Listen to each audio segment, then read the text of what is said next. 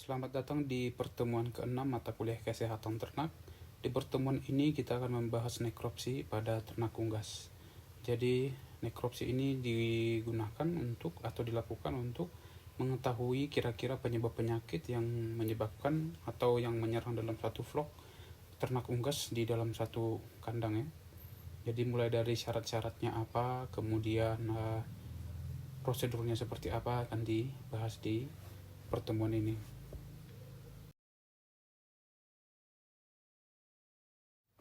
Oke, di sini dikatakan untuk apa? Maksudnya adalah untuk apa dilakukan si nekropsi ini.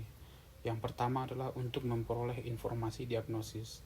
Jadi kalau di farm kita, ternak unggas kita terserang penyakit yang menyebabkan ada kematian atau memang ternaknya banyak yang sakit, maka bisa dengan nekropsi ini kita akan mengetahui apa kira-kira penyebab penyakit yang ada di peternakan kita tersebut. Kemudian kita juga dengan melakukan nekropsi ini bisa memperoleh sampel yang bisa digunakan untuk pengujian laboratorium ya. Jadi dengan nekropsi misalnya kita mencurigai suatu penyakit yang menyerang ternak unggas kita itu menyerang bagian saluran pernapasannya, maka nanti kita akan mengambil saluran pernapasannya itu bisa melalui swab atau organnya sekalian untuk dia mati di tingkat laboratorium. Jadi kalau nekropsi ini adalah melakukan pembedahan ya. Setelah dibedah itu baru sampelnya diambil untuk diamati di laboratorium. Kemudian yang ketiga disampaikan bahwa nekropsi ini juga bisa dimanfaatkan sebagai penerapan kontrol kualitas pada suatu peternakan. Kenapa disebut kontrol kualitas? Kita juga bisa mengetahui kan sebenarnya penyakit-penyakit apa saja yang menyerang dalam peternakan kita tersebut. Dengan mengetahui penyakit-penyakit apa yang menyerang di peternakan kita tersebut, kita bisa mengetahui seberapa benar atau seberapa jauh penerapan biosekuritas yang baik yang sudah diterapkan di kandang kita tersebut. Karena nanti akan terlihat penyakit apa saja yang menyerangnya, baik penyakit yang disebabkan oleh bakteri, baik penyakit yang disebabkan oleh virus ataupun protozoa dan yang lainnya. Termasuk juga itu keracunan bisa juga masuk ke sini nanti dia mati.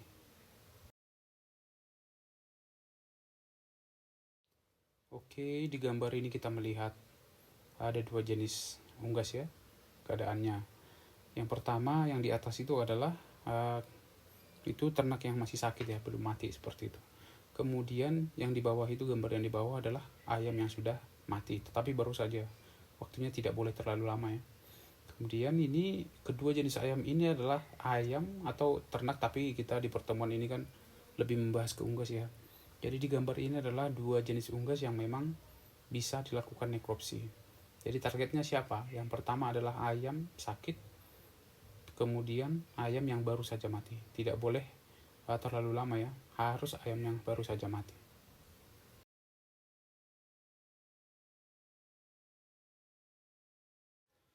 Oke, di sini dikatakan bahwa unggas yang sudah mati beberapa jam tidak bisa lagi digunakan sebagai bahan untuk nekropsi, atau kalau kita melakukan nekropsi pada ternak unggas yang sudah mati beberapa jam, nekropsinya nanti tidak akurat, katanya seperti itu, karena sudah terjadi perubahan-perubahan atau dekomposisi materi organik di dalam tubuhnya. Jadi nanti kenapa menjadi tidak akurat? Bisa diasumsikan bahwa misalnya ketika kita ingin mengetahui jenis penyakit bakteri yang menyerang saluran pencernaannya, maka kalau sudah dibiarkan terlalu lama bisa saja nanti bakteri lain sudah banyak yang tumbuh di sana karena sudah mati kan. Kalau sudah mati maka si saluran pencernaannya itu akan jadi bisa ditembus gitu loh, tembus bakteri-bakteri yang lain, sehingga ketika kita mengamati yang bagian saluran pencernaannya misalnya, bisa saja bakteri yang lain yang di sana sudah dominan. Kalau dia sudah dominan, bisa saja kita menjadi semacam ini ya, kebingungan, kesilapan lah. Kita ingin mengetahui penyebab penyakitnya apa seperti itu. Tetapi ketika dibiarkan beberapa jam, komposisi atau akumulasi jenis-jenis bakteri yang di sana itu berbeda-beda. Bisa saja jenis bakteri lain yang nanti akan dominan. Maka bisa seolah-olah bakteri yang dominan itu sebagai penyebab penyakitnya, padahal belum tentu. Karena tadi kita jelaskan, ternyata bakteri yang sudah merupakan penyebab penyakitnya itu bisa saja sudah berpencar ke tempat yang lain seperti itu. Sama juga dengan misalnya virus ya. Kalau seandainya virus kita ingin mendeteksi atau melakukan nekropsi untuk mengetahui penyakit yang disebabkan oleh virus. Kita sudah tahu virus itu harus berkembang atau bisa hidup di tempat atau di jaringan yang hidup. Jadi kalau misalnya ayamnya sudah mati, kemudian kita mengambil ayamnya sudah mati beberapa jam ya, kemudian kita mengambil sampel bagian-bagian tertentu yang terindikasi diserang virus, maka kan kalau sudah beberapa jam bisa saja virusnya sudah malah mati seperti itu, karena kan tidak bisa hidup di jaringan yang hidup. Berarti kalau ternaknya mati, maka seharusnya pun akan mati si virusnya gitu. Jadi kalau sudah beberapa jam baru dilakukan nekropsi untuk mengetahui virus yang menyerang ternak tersebut, maka kemungkinan besar sudah tidak ada virusnya karena sudah mati seperti itu ya. Kemudian di sini dikatakan salah satu alasannya juga ya. Kalau yang lain tadi kan yang sudah mati beberapa jam tidak bisa. Kemudian ini juga dikatakan bahwa kalau memang sekiranya nekropsi itu tidak bisa dilakukan segera, misalnya kan tadi dikatakan di awal bahwa ternak yang dijadikan bahan untuk nekropsi atau dinekropsi adalah ternak yang baru saja mati atau yang masih sakit, seperti itu. Jadi kalau misalnya kita menemukan ternak atau menemukan kasus di dalam satu peternakan, kemudian kita ingin melakukan nekropsi, maka harus segera. Tetapi kalau tidak bisa dilakukan segera, maka si ternak tersebut harus disimpan di pendingin dulu, atau refrigerated di sini istilahnya ya. Artinya itu adalah ya disimpan di kulkas seperti itu, pokoknya pendingin. Jadi nanti setelah ada waktu yang tepat untuk melakukan nekropsi, baru kemudian dilakukan kembali secara terbuka. Hal itu dilakukan untuk menjamin bahwa si bibit-bibit penyakit yang ada di ternak tersebut memang masih belum berubah, atau memang ada yang belum mati, kemudian ada yang belum terjadi perubahan secara akumulasi seperti yang dijelaskan tadi dalam jumlahnya ya. Bisa saja jumlahnya berbeda, nanti akan menyebabkan kekeliruan pada proses pemeriksaannya yang benar untuk menduga penyebab penyakitnya siapa, seperti itu.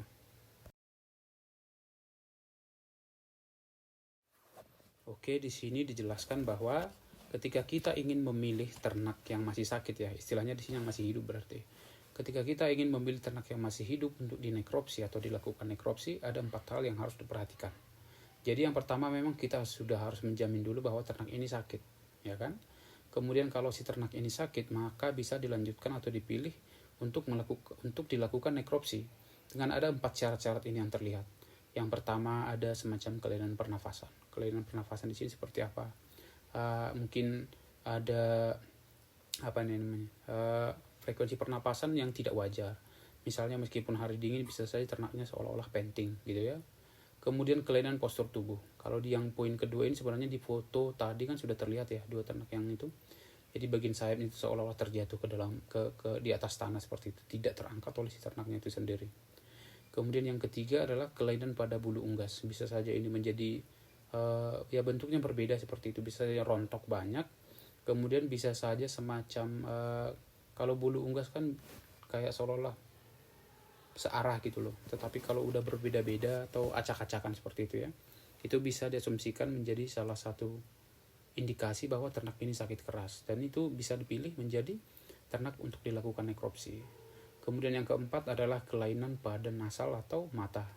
Kita sudah mengetahui di pertemuan yang lalu misalnya ternyata kolera itu menyerang bagian yang mana. Kemudian chronic respiratory disease atau CRD ya, itu kan sudah bisa menunjukkan bahwa akan ada kelainan yang terdapat di saluran pernafasannya. Jadi itu merupakan semacam indikasi bahwa si ternak ini bisa dilakukan nekropsi dengan melihat pertimbangan-pertimbangan 4 inilah. Misalnya di sini juga dikatakan jika ada kelainan pada matanya seperti itu, entah itu semacam mata yang tertutup atau tertutup semacam lapisan gitu loh, tapi bukan hal yang wajar lah gitu. Itu kalau udah memenuhi 4 syarat ini, dengan kita mengetahui ternaknya memang sakit, maka ternak tersebut sangat pantas atau sangat layak dilakukan dipilih menjadi ternak yang akan dinekropsi.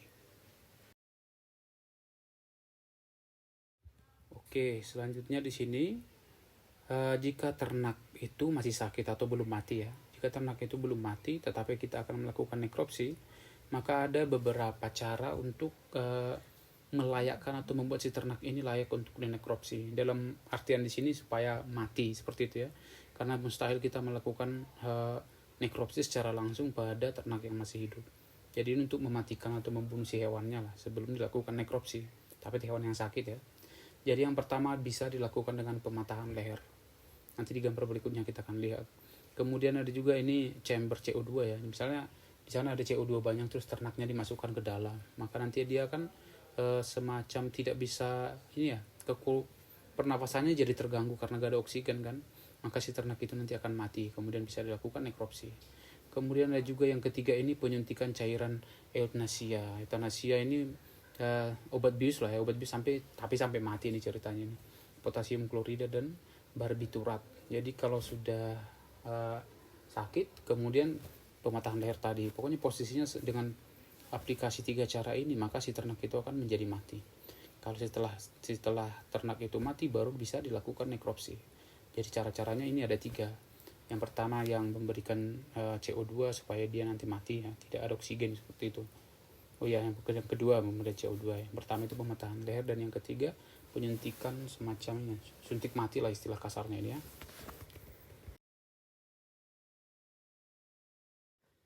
Oke, di gambar ini kita melihat ada tiga bagian gambar ya. Sebenarnya yang sisi kanan ini kan cuma itu 2 gambar, atas dan bawah itu ya. Kalau yang di sebelah kiri ini kita melihat cara untuk mematahkan lehernya tadi, dislokasi leher itulah. Jadi lehernya itu dipatahkan dengan cara seperti ini.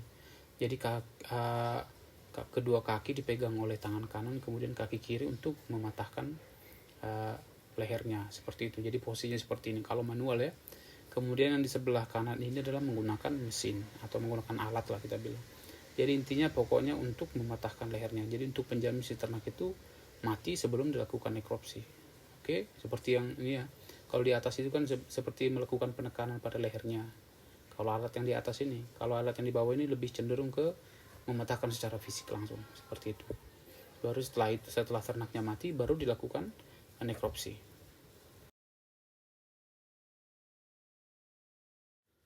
Di sini disampaikan beberapa informasi yang perlu diperhatikan sebelum kita melakukan nekropsi.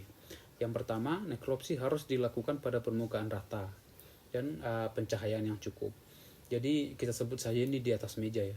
Jadi pas kita, misalnya kalau kita agak jongkok atau bungkuk melakukan nekropsinya kan lumayan sulit.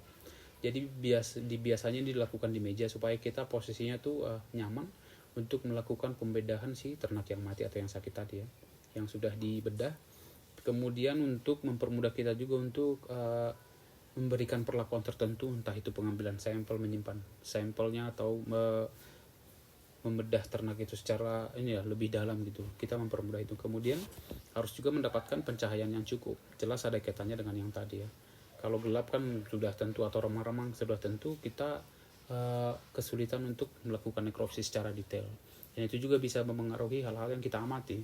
Kalau seandainya tidak terlihat dengan jelas, misalnya kita melakukan nekropsi pada sore atau malam hari, maka kalau cahayanya kurang, maka nekropsi ini akan sedikit sulit ya untuk dilakukan, karena memang akan ada bagian-bagian yang harus kita amati seperti itu. Ada yang mengamati perubahan warna lah di dalam misalnya saluran pencernaannya, kemudian adalah mengamati akumulasi cairan lah di dalam pernapasan atau di nasalnya atau di tempat yang lain seperti itu.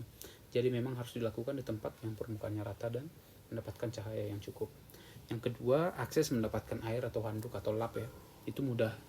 Jadi kalau kita misalnya mau mengambil saluran pencernaannya, kemudian ketika mengambil saluran pencernaannya ada bagian yang misalnya mencemari ya, kita ingin mengambil suap misalnya dari dinding saluran pencernaannya, tetapi karena banyak pakan yang masih tercerna di sana gitu ya, kemudian kita harus membersihkan itu sedikit gitu loh, baru kita mengambil sampel yang di permukaan saluran pencernaannya. Jadi makanya akses untuk mendapatkan air atau handuk itu harus mudah.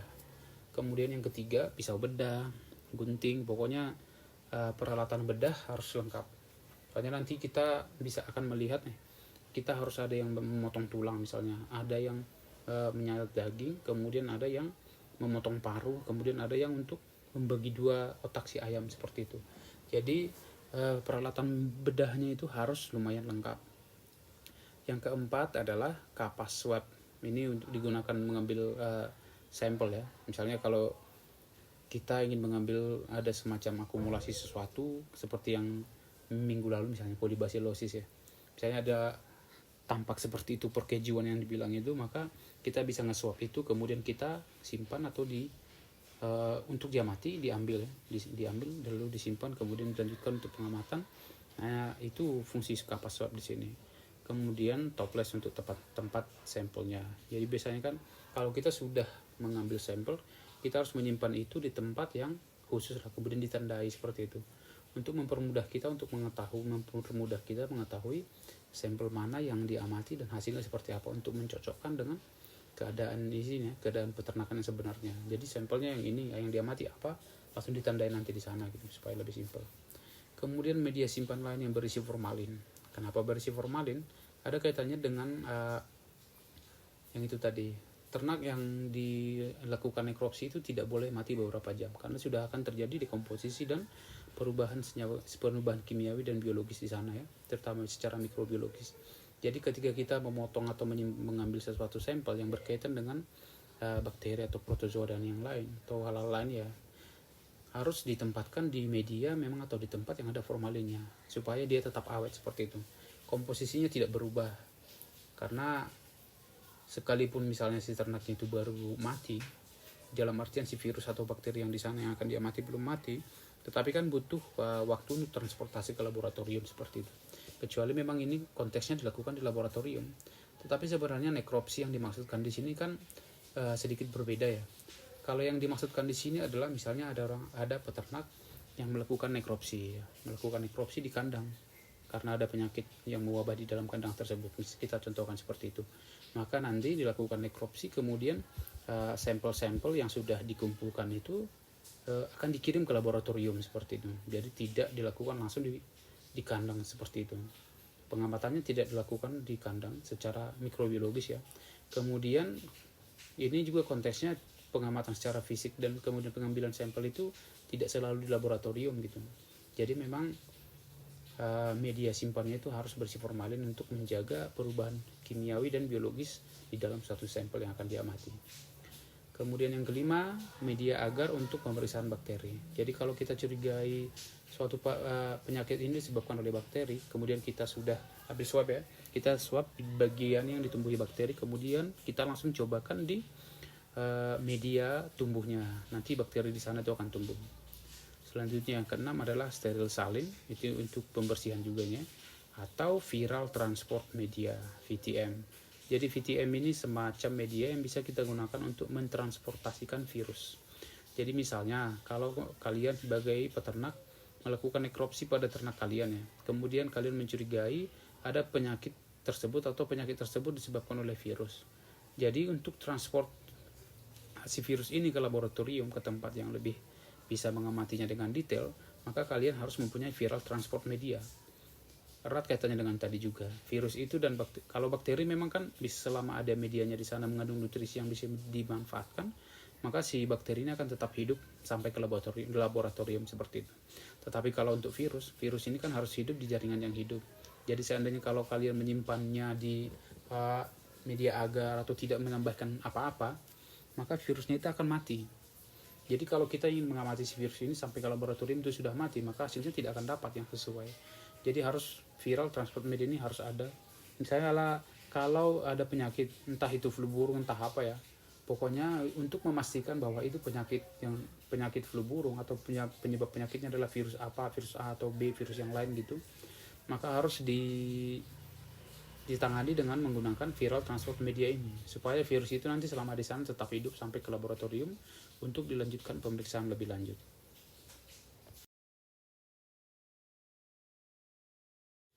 Selanjutnya ini kira-kira apa perlakuan pertama kita sebelum melakukan pembedahan kepada ternak yang dicurigai sakit ya. Yang pertama ini dibasahi bulu dengan desinfektan. Jadi selain untuk semacam mempermudah kita untuk melakukan penyayatan dan segala macam nanti pada ternaknya, bulu ini dibasahi juga untuk lebih tidak mencemari si bagian-bagian ternak yang dibedah atau bagian-bagian ternak yang diambil sampel. Kalau bulunya tidak dibasahin kan akan bisa terbang-terbang seperti itu. Apalagi kita ketika memotong segala macam, kita geser ke kanan ke kiri, kita balikkan seperti itu, kita mengubah arah si ayamnya. Maka kalau bulunya tidak basah, maka nanti bisa mencemari. Melakukan pengamatan seperti ini nanti malah bisa tercampur-campur dengan si bulu ayam tersebut. Kemudian posisi kaki ayam menghadap pengamat.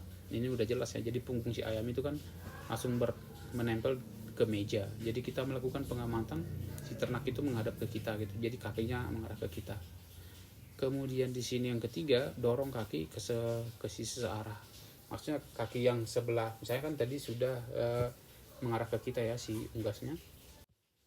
Kita bisa menggeser ya, mengarahkan kaki, misalnya kaki yang kanannya malah ke kanan, kaki yang kirinya malah ke kiri, supaya kita bisa lebih leluasa untuk mengamati bagian abdominalnya, bagian perutnya gitu loh, tidak mengganggu. Kalau kakinya kan dibiarkan seperti itu, kakinya kan selalu mengarah ke atas ya, jadi kalau kita membedah itu agak susah gitu loh.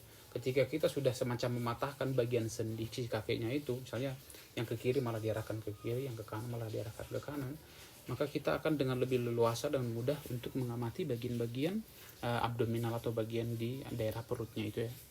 Kemudian yang keempat, sayat dan lepaskan bagian otot dada hingga bagian abdominal. Ini nanti tahap selanjutnya ya, di gambar-gambar yang akan dijelaskan berikutnya ini akan terlihat. Jadi setelah misalnya kita sudah membuka bagian kulitnya, kemudian kita akan membuka bagian dadanya, daging dadanya itu, supaya kita bisa melihat atau memiliki akses untuk mengamati semua bagian-bagian di dalam si rongga tubuh si unggasnya, untuk mengamati mulai dari saluran pernafasan, reproduksi, pencernaan, semuanya pokoknya ya. Ini gambar pertama yang ini ya, semacam bisa dilakukan bahkan sebelum si ternaknya itu dibedah lebih dalam seperti itu. Jadi caranya adalah, kalau memang yang pertama ini sudah gambar yang sebelah kiri ya, kita sudah melihat bahwa ayam itu mulutnya itu sudah terbuka. Jadi kalau memang untuk pengambilan sampel ini dalam trakea ya, tracheal swab, semacam swabnya corona berarti ini di bagian saluran pernafasannya gitu. Jadi untuk mengambil ini, maka memang bagian mulutnya itu sudah digunting supaya bisa melakukan swab itu dengan lebih tepat dan dengan mudah. Kemudian ada dari kloaka. Jadi kloakanya juga di swab. Ini juga bisa untuk mengetahui ini kan, koksidiosis atau berak kapur atau penyakit-penyakit yang lain memang yang bisa terdeteksi atau terlihat berdasarkan bakteri-bakteri atau bibit penyakit yang terlihat di dalam kloakanya seperti itu. Jadi ini merupakan pemeriksaan eksternal. Jadi kalau eksternal itu kan konteksnya yang di luar tubuh ya. Berbeda dengan kalau sudah melakukan pembedahan itu berarti sudah di dalam tubuhnya seperti itu. Oke, di sini terlihat ini ya, dua gambar ini. Ini merupakan posisi ayam yang sedang diamati. Jadi nanti kalau dijelaskan di gambar-gambar berikutnya nanti kita akan mengetahui semuanya ini. Inilah contoh ternak yang sudah siap untuk dilakukan nekropsi. Jadi bagian-bagian di dalam tubuhnya itu sudah terlihat. Kalian melihat itu ada hati, ada jantungnya, kemudian ada trakeanya, kemudian ada timusnya, kemudian ada bagian crop, tiroid, semuanya sudah terlihat. Sama seperti yang tadi, diasumsikan bahwa ketika kita sudah membuka lebih dalam bagian rongga tubuhnya, kita juga akan melihat di sini duodenal ya, duodenal loop, itu pankreasnya juga, ventriculus, jejunum. Ini abdominal fatnya juga kelihatan, yang dijepit itu yang bagian kuning itu abdominal fatnya ya. Jadi ketika kita sudah membuka ya si rongga si tubuh ayamnya, maka ini nanti akan terlihat semuanya. Kalau yang tadi kan lebih ke masih bagian kayak baru dibuka bagian awalnya ya. Jadi bagian hati kemudian jantungnya terlihat gitu. Tetapi kalau yang ini kita sudah membuka lebih dalam, yaitu melihat saluran pencernaannya.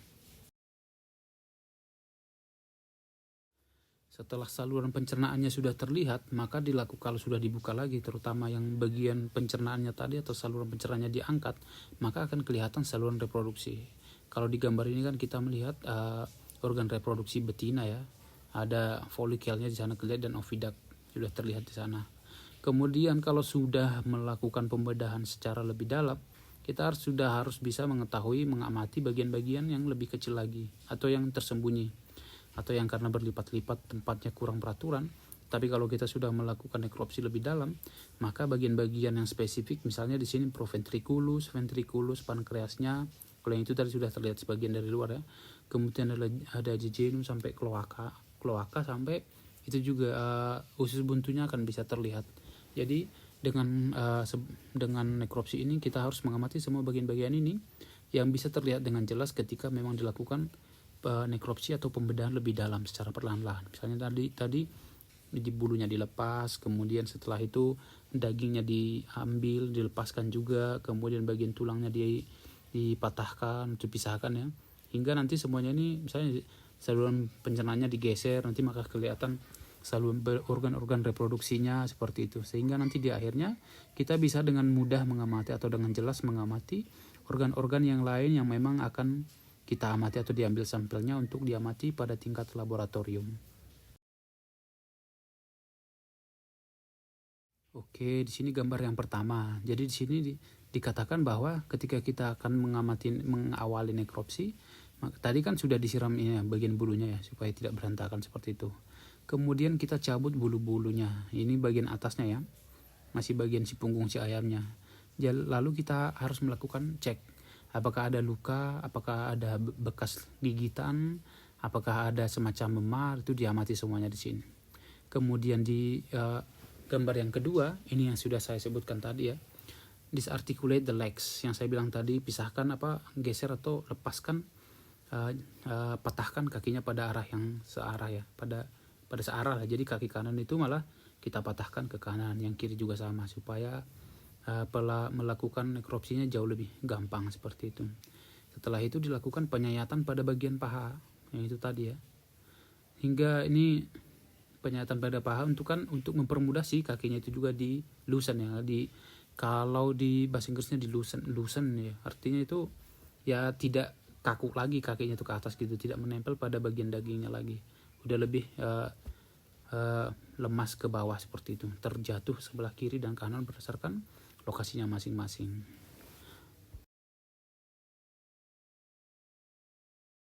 Berikutnya nomor 3, kita akan melihat bagian otot dadanya. Jadi kita harus melepaskan kulit dada hingga kulit leher. Seperti yang tadi di gambar yang awal-awal itu kan sudah terlihat bahwa yang bagian trakeanya terlihat itu kan berarti sudah kulit yang bagian leher sama bagian dada tadi sudah dilepas seperti itu. Pokoknya kita harus bisa mengamati organ-organ atau jaringan yang memang berada di bawah kulit. Di sini dikatakan hingga dagingnya terlihat. Jadi dilepaskan kulitnya itu semua ya. Kemudian di yang keempat kita melihat visualize the air sacs. Jadi ini melihat kantong udara ya. Ini dilepas daging yang menutupi bagian dada, tetapi bagian dada ke atas ya, nanti akan terlihat saluran pernafasannya. Ini dilakukan untuk melakukan pengamatan pada saluran pernafasannya. Kalau kalian lihat di gambar itu kan itu semacam pakai seperti tang ya, menjepit tetapi memotong ya, tang pemotong seperti itu. Jadi bagian ribsnya atau si tulang rusuk si ayam itu dipotong semua untuk mengungkap atau memperlihatkan organ-organ saluran pernafasan yang berada di bawah daging tersebut atau tulang tersebut. Di yang kelima ini kita melihat remove the sternum. Jadi tulang-tulang tuh sampai bagian ke bawah dilepas semua ya. Kalau tadi bagian ke atas kan yang lebih mengarah ke jantungnya, dan ini akhirnya dilepaskan semuanya mulai dari tulang yang di bagian dadanya itu ya, dari atas sampai bawah, hampir mirip sama yang tadi. Kemudian ini dilakukan untuk juga lebih mudah melakukan pengamatan pada saluran pencernaannya kelak, karena meskipun nanti masih ada lapisannya yang akan dibuka pada nomor 6 itu. Jadi dengan membuka yang bagian tulang dadanya itu, kita akan mempermudah pengamatan pada bagian saluran pencernaannya atau saluran reproduksinya nanti. Lalu di yang ke-6 ini, ketika kita sudah melepas atau menyayat bagian lemak abdomen yang saya bilang itu yang warna kuning, yang bagian lemak abdomen, kita akan melihat saluran pencernaannya. Di sini terlihat kan saluran pencernaannya sudah terlihat jelas ya, bagian saluran-saluran itu, dan itu sebenarnya ini kan lebih dekat ke hati. Kalau di gambar yang kelima ini kita belum bisa melihat bagian atau saluran pencernaannya di sana karena memang masih tertutup lemak abdomen dan jaringan yang menutupi organ-organ pencernaan di dalamnya. Kalau di yang nomor 6 ini kita sudah bisa melihat saluran-saluran cerna yang di sana, itu sekum terlihat ya. Kemudian usus kecil udah terlihat di sana. Di sini dikatakan bahwa jika sekiranya ada eksudat atau semacam cairan yang lain atau berbeda lah di sana gitu, maka dilakukan swab. Kemudian swab ini ya akan dikembangbiakkan, ya, bakteri yang ada di sana akan dikembangbiakkan, ya, diperbanyak seperti itu. Kemudian akan diamati untuk mengetahui kira-kira infeksi tersebut disebabkan bakteri apa.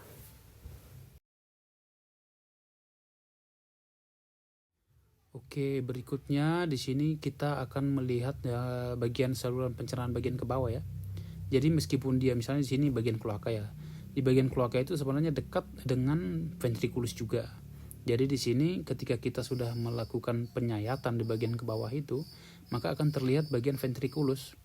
Kita bisa melakukan pengamatan pada ventriculus dengan mengungkap atau menggeser saluran-saluran pencernaan tadi ke arah kanan misalnya, karena biasanya si ventriculus itu tadi atau si gizzardnya itu berada di sebelah kiri.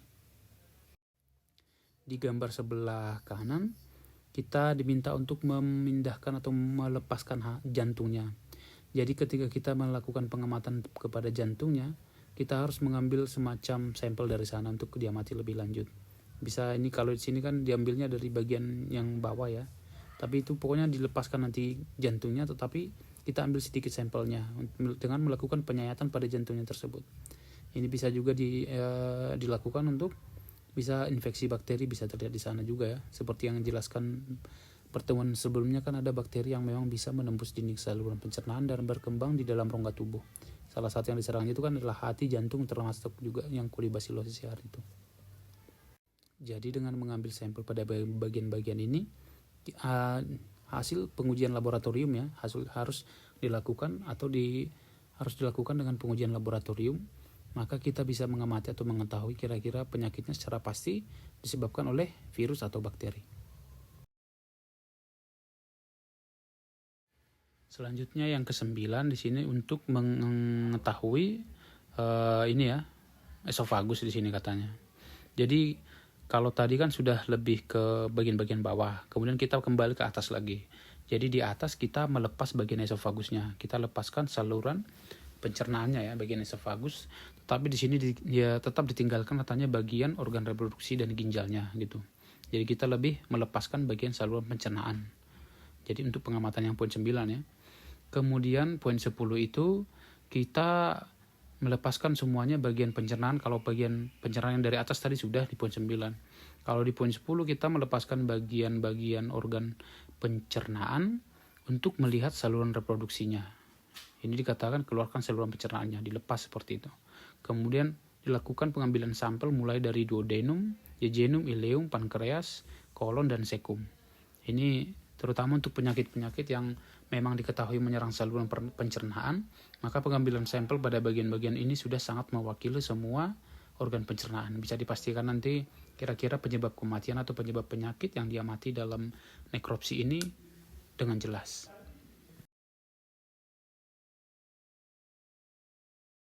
Oke, di sini setelah sudah dilepaskan bagian reproduksinya, ya, ini kita bisa mengambil sampel dari bagian rongga yang ada di sana. Misalnya tadi sisa-sisa dari bagian reproduksinya itu, maka diambil sampel dari sana untuk diamati lebih lanjut. Di sini juga dikatakan misalnya pas pembedahan tadi kan bagian pencernaannya memang dibuang, tapi yang bagian pembuangan, bagian kolonnya itu masih menempel di sana. Jadi disinilah waktu yang digunakan untuk swab atau mengambil sampel pada kolon.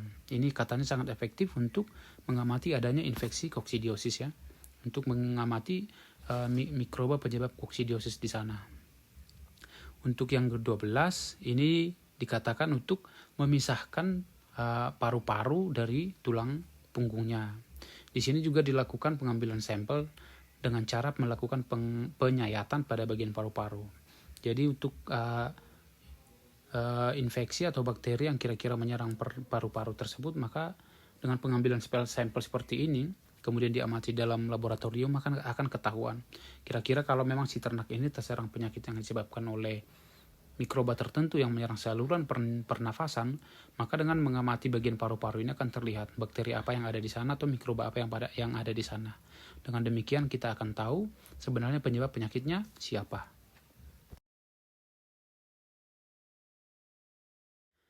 Oke, kalau tadi sudah dikatakan untuk pengamatan esofagus atau melepaskan esofagus dan organ-organ yang lain dari dalam saluran pencernaan, dari dalam rongga tubuh si ayam, maka di poin ke-13 ini dikatakan untuk mengamati bagian crop dan esofagus. Jadi kalau tadi kan kita hanya diminta untuk melepaskannya seperti itu loh, mengamati perubahan-perubahan fisik yang di sana.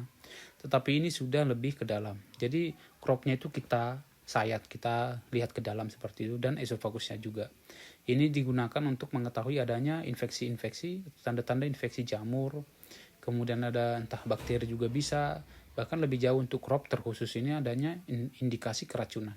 Jadi kalau tadi kita sudah banyak membahas kira-kira penyebab penyakitnya virus, bakteri, protozoa, atau mikroba lain, ternyata bisa juga yang secara kimiawi kan. Penyakit yang disebabkan kimiawi seperti di pembahasan kita di pertemuan pertama itu. Jadi memang kalau ada keracunan bisa kita ketahui dengan mengetahui atau mengecek kondisi crop si unggas tersebut. Yang ke-14, kita mengamati bagian laring. Jadi kita cek saluran pernafasannya bagaimana, apakah ada eksudat atau tidak. Kemudian kalau di saluran nasal ya, kita kan nasal sampai ke organ pernafasan. Kita bisa melihat beberapa jenis penyakit yang sebelumnya kita sudah bahas, banyak yang menginfeksi saluran pernafasan. Kemudian kita juga bisa mengamati bagian nasal, seperti yang minggu lalu kita pelajari. Ternyata ketika si ayam itu terserang penyakit fowlpox, maka ada pembengkakan ya, atau semacam infeksi atau inflamasi yang berada di sekitar nasalnya gitu loh. Jadi dengan cara seperti ini kita bisa mengetahui kira-kira sakitnya apa.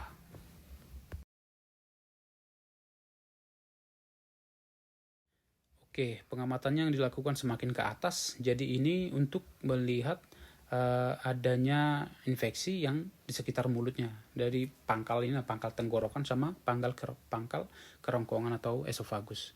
Jadi di sini paruhnya itu dipotong, paruh bagian atas, kemudian sampelnya diambil dari sana untuk mengetahui adanya infeksi penyakit-penyakit bakterial atau viral yang menyerang saluran pernafasan juga. Kemudian yang terakhir adalah otaknya ya, otak si ayam itu dibagi dua, dipotong menggunakan pisau seperti itu ya. Setelah otaknya dibelah dua, kemudian diambil juga sampelnya dengan swab cotton atau seperti yang saya bilang tadi itu, kapas untuk swab seperti itu. Setelah itu diambil atau dikoleksi, maka dikirim ke laboratorium. Oke, semua sampel yang dikumpul dari tadi, misalnya mulai dari bagian luar ya. Bagian luar tadi kan ada dari bagian mulut sama kloakanya.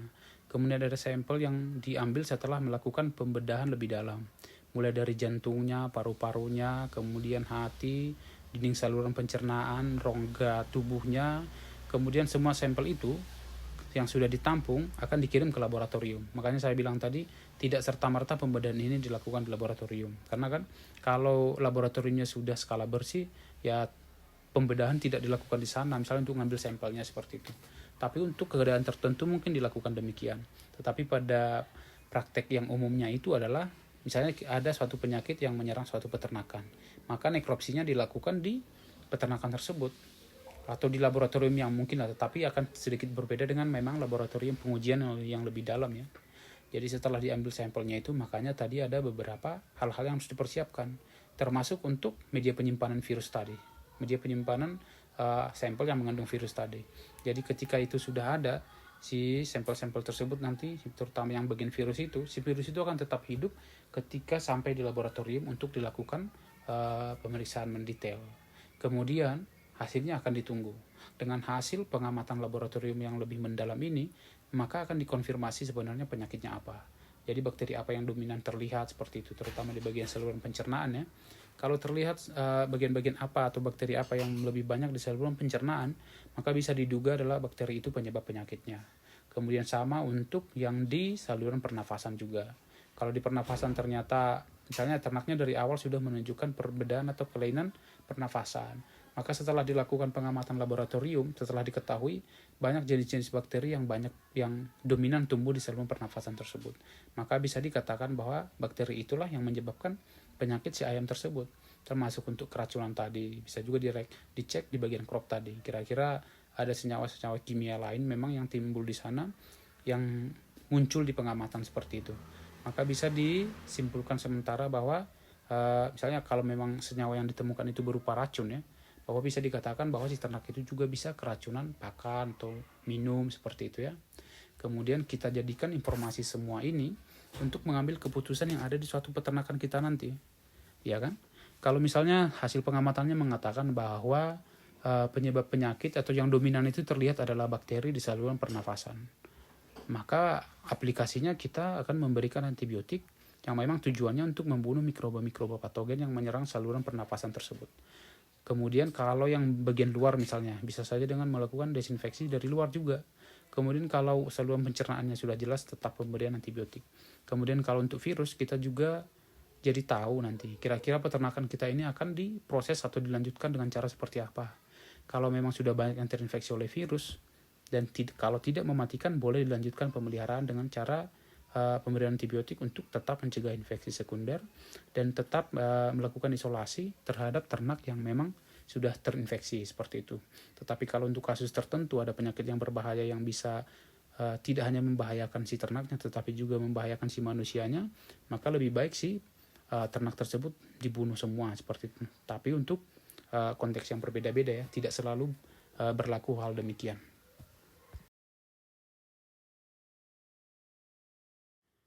Oke, demikian materi yang bisa disampaikan untuk pertemuan ke-6 ini. Ini membahas tentang nekropsi ya. Jadi kita bisa menyimpulkan bahwa nekropsi itu dilakukan untuk mengetahui atau melakukan diagnosis terhadap jenis agen penyakit yang kira-kira menyebabkan si ternak kita itu sakit atau mati. Jadi kita lebih dimungkinkan untuk mengetahui penyebabnya siapa dan si ternak itu sakit apa. Kemudian kita sudah dipaparkan tadi juga ya, ternyata melakukan nekropsi ini ada syaratnya. Yang pertama, ternak yang sudah mati beberapa saat, tidak lama. Kemudian ternak yang hidup bisa juga dilakukan nekropsi dengan syarat sudah dimatikan atau dibunuh dengan cara yang sudah dijelaskan sebelumnya ya. Kemudian kita mengambil pada saat melakukan nekropsi, kita mengambil sampel-sampel pada bagian-bagian tertentu yang memang bisa dimungkinkan sebagai tempat berkembangnya bibit penyakit tersebut. Setelah diambil, dilakukan isolasi ya, kemudian dikembangkan di laboratorium untuk diamati atau identifikasi bakteri atau mikroba mana sebenarnya yang tumbuh di sana. Setelah itu kita bisa menyimpulkan penyebab penyakit atau jenis penyakit yang menyerang ternak kita. Dengan demikian kita akan mengetahui langkah-langkah yang paling tepat atau sesuai untuk diterapkan pada peternakan yang kita miliki. Oke, sekian materi yang bisa disampaikan. Atas perhatiannya, terima kasih.